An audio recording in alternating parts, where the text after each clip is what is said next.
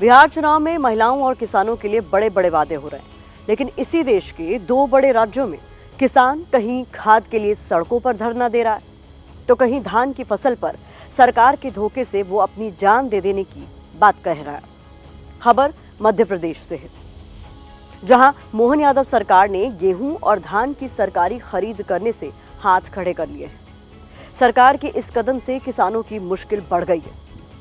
किसान कह रहा है कि वो अब फांसी लगा लेगा। दूसरी तरफ बात करें तो खबर उत्तर प्रदेश के हमीरपुर से सामने आई है, जहां खाद नहीं मिलने से नाराज किसानों ने स्टेट हाईवे को जाम कर दिया। किसानों का यहां पर आरोप है कि खाद समिति खाद को ब्लैक में बेच रही है, इसीलिए दिन भर लाइनों में लगने के बाद भी उन्हें खाद नहीं मिल रही है। यह देश के उस अन्नदाता का हाल है जो पूरे देश का पेट भरता है। एमपी में किसान कह रहा है कि उनकी बात सुनी जाए, लेकिन मोहन यादव सरकार चुप्पी साधे बैठी है।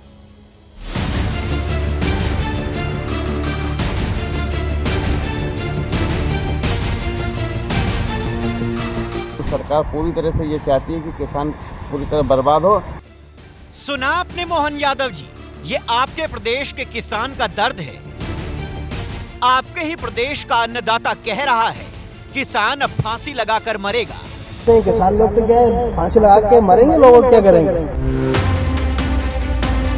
किसानों के लिए बड़े बड़े वादे कर सत्ता में आए मोहन यादव के एक फैसले ने अन्नदाता की आंखों में आंसू ला दिए हैं।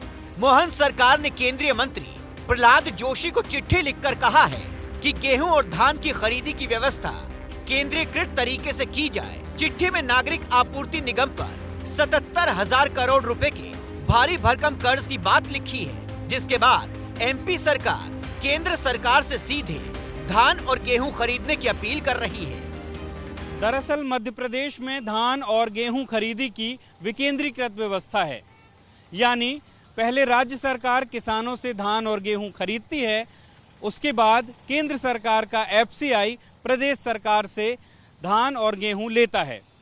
अगर केंद्र सरकार इस प्रस्ताव को मान लेती है तो ये व्यवस्था खत्म होगी और नागरिक आपूर्ति निगम की भूमिका नहीं बचेगी। अब मोहन यादव लाचारी दिखाते हुए कह रहे हैं कि व्यवस्था में बदलाव से किसानों या आम जनता पर कोई असर नहीं पड़ेगा, लेकिन राज्य का किसान डरा हुआ है। किसानों की आर्थिक स्थिति बहुत कमजोर हो चुकी है। सोयाबीनों के भाव उसको नहीं मिल पा रहे हैं और रीखी का असर उन्होंने घोषणा करके और किसानों की कमर तोड़ दी। सरकार पूरी तरह से ये चाहती है कि किसान पूरी तरह बर्बाद हो।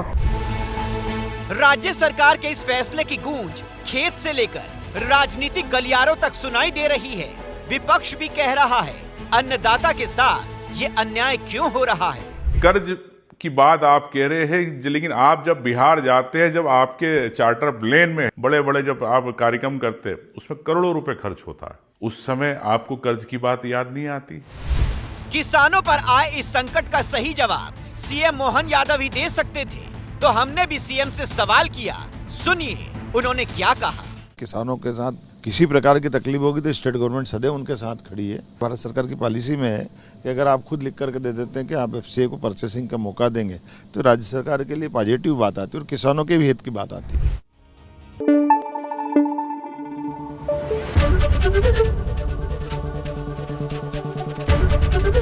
एबीपी न्यूज आपको रखे आगे।